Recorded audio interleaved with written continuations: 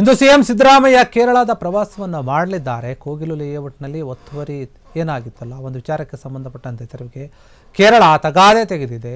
ಇದರ ಮಧ್ಯೆನೇ ಇಂದು ಸಿಎಂ ಸಿದ್ದರಾಮಯ್ಯ ಕೇರಳದ ಪ್ರವಾಸವನ್ನು ಹಮ್ಮಿಕೊಂಡಿದ್ದಾರೆ. ಕೇರಳದ ಒಂದು ಮಂತ್ರಿಗಳು ಅಂದರೆ ಕೆಲವೊಂದು ನಾಯಕರು ಏನಿದ್ರು ಅವರು ಬಂದು ಈ ಒಂದು ವಿಚಾರದಲ್ಲಿ ಮೂಗು ತೋರಿಸಿದ್ರು.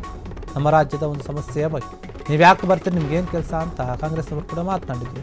ಇಂತಹ ಸಮಯದಲ್ಲಿ ಈಗ ಕೇರಳದ ಪ್ರವಾಸವನ್ನು ಸಿಎಂ ಸಿದ್ದರಾಮಯ್ಯ ಅವರು ಕೈಗೊಂಡಿದ್ದಾರೆ. ಹೋಗ್ತಾ ಇದ್ದಾರೆ ತಿರುವನಂತಪುರದ ಶಿವಗಿರಿ ಮಠಕ್ಕೆ ಭೇಟಿ ನೀಡ್ತಾ ಇದ್ದಾರೆ ಸಿಎಂ ಸಿದ್ದರಾಮಯ್ಯ ಅವರೆಲ್ಲ. ಒಂದು ಕಾರ್ಯಕ್ರಮ ಇದೆ, ಮಠದ 93ನೇ ತೀರ್ಥೋತ್ಸವ ಕಾರ್ಯಕ್ರಮ ಏನಿದೆ ಅದು ನಡೆಯುತ್ತೆ.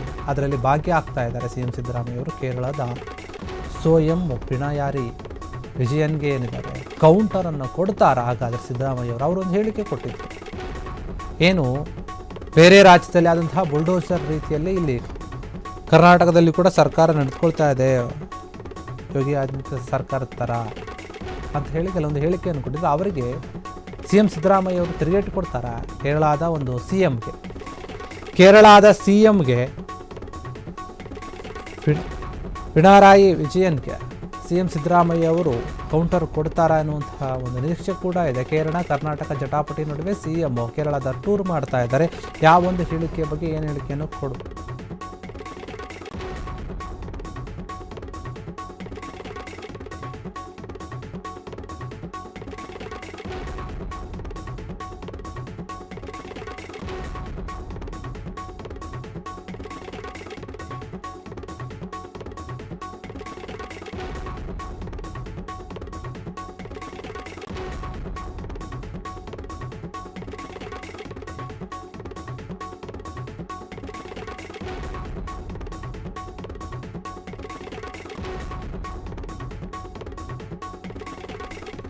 ಸಿಎಂ ಸಿದ್ದರಾಮಯ್ಯ ಹೋಗ್ತಾ ಇದ್ದಾರೆ ಕೇರಳಕ್ಕೆ.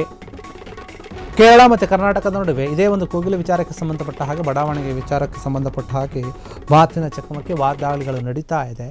ಇಲ್ಲ ಒಂದು ಕಡೆ ಮಾತಾಡಿದ್ರು ಕೇರಳದ ಮುಖ್ಯಮಂತ್ರಿ, ಅವರಿಗೆ ಸಿಎಂ ಸಿದ್ದರಾಮಯ್ಯ ಅವರದ್ದೇ ಒಂದು ಜಾಗಕ್ಕೆ ಹೋಗಿ ಕೌಂಟರ್ ಕೊಡ್ತಾರಾ ಎನ್ನುವಂತಹ ನಿರೀಕ್ಷೆಯಲ್ಲಿ ಕಾಯ್ತಾ ಇದ್ದಾರೆ.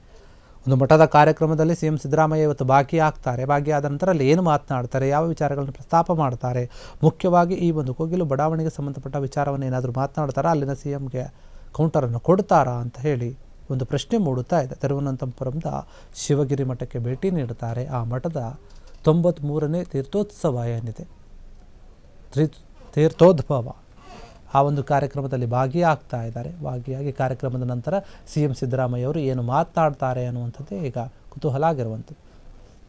ಕ್ಷಣ ಕ್ಷಣದ ಸುದ್ದಿಗಳಿಗಾಗಿ ಫ್ರೀಡಂ ಟಿವಿ ಸಬ್ಸ್ಕ್ರೈಬ್ ಮಾಡಿ, ಲೈಕ್ ಮಾಡಿ ಹಾಗೂ ಫಾಲೋ ಮಾಡಿ. ಹೊಸ ಸುದ್ದಿಗಳ ನೋಟಿಫಿಕೇಶನ್ಗಾಗಿ ಬೆಲ್ ಐಕಾನ್ ಮೇಲೆ ಕ್ಲಿಕ್ ಮಾಡಿ.